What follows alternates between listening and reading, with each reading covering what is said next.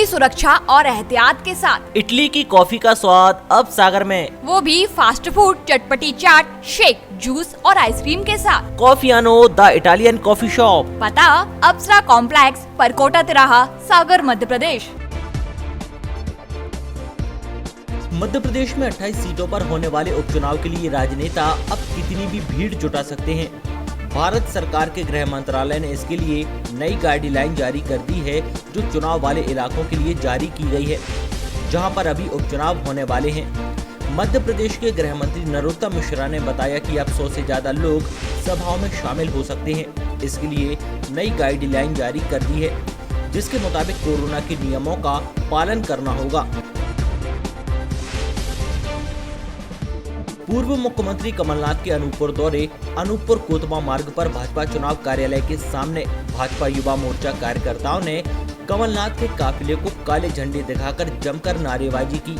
Banner poster पर कमलनाथ वापस जाओ की स्लोगन लिखकर सड़कों पर उतरे भाजपा युवा मोर्चा के कार्यकर्ताओं ने उनके खिलाफ नारेबाजी की और वापस जाओ की बात कही। इस दौरान एक युवक ने काफिले पर पत्थर भी फेंक दिया, हालांकि इससे किसी को कोई नुकसान नहीं हुआ।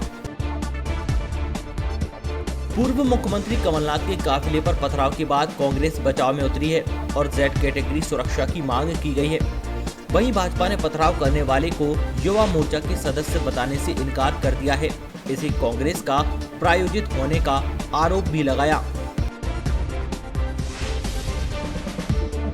मध्य प्रदेश में 28 सीटों पर होने जा रहे उपचुनाव के लिए प्रत्याशियों की सूची जारी करने का सिलसिला जारी है।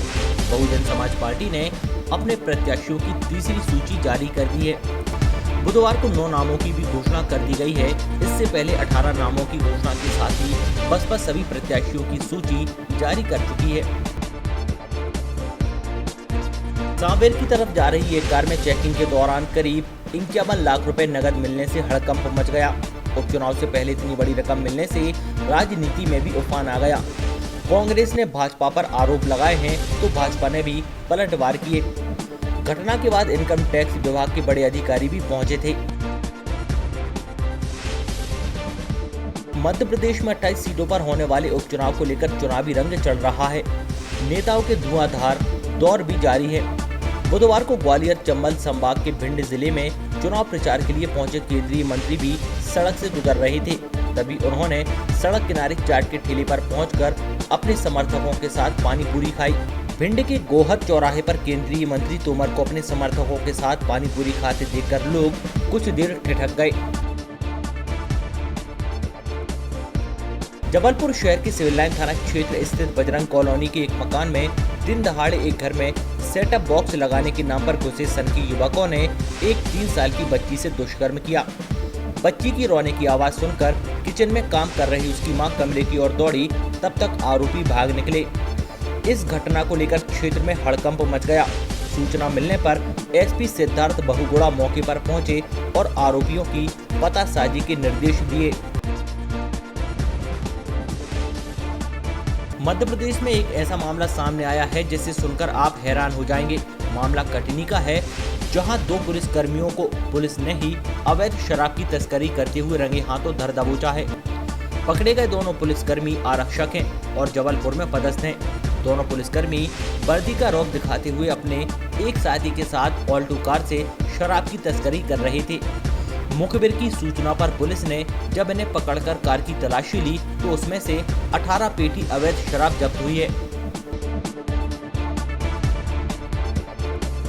श्योपुर जिले की विजयपुर विधानसभा क्षेत्र के विधायक सीताराम आदिवासी की बेटी से दहेज में 2 लाख रुपए और बाइक की मांग के साथ पति मारपीट करता था। पुलिस ने दौड़ी बाई की रिपोर्ट पर पति, सास और ससुर के खिलाफ दहेज एक्ट का मामला दर्ज कर लिया है। सीताराम आदिवासी के विधायक बनने के बाद से ससुराल जन उनकी बेटी को तंग करते थे। पति सोनू आदिवासी दौड़ीबाई के साथ मारपीट करता था, वहीं दहेज में 2 लाख रुपए और एक बाइक लाने के लिए उसे प्रताड़ित करता था। राज्यसभा सदस्य ज्योतिरादित्य सिंधिया का स्वागत करने विमानतल सिंधिया समर्थक के बीच तीखी नोकझोंक हो गई। ये नौबत गाली गलौज तक पहुंच गई। इसमें सिंधिया समर्थक बीजेपी नेता संजय शर्मा और एक अन्य सिंधिया समर्थक करीबी नेता आपस में झगड़ पड़े। एयरपोर्ट पर मौजूद अन्य नेताओं ने समझा बुझाकर मामले को शांत कराया।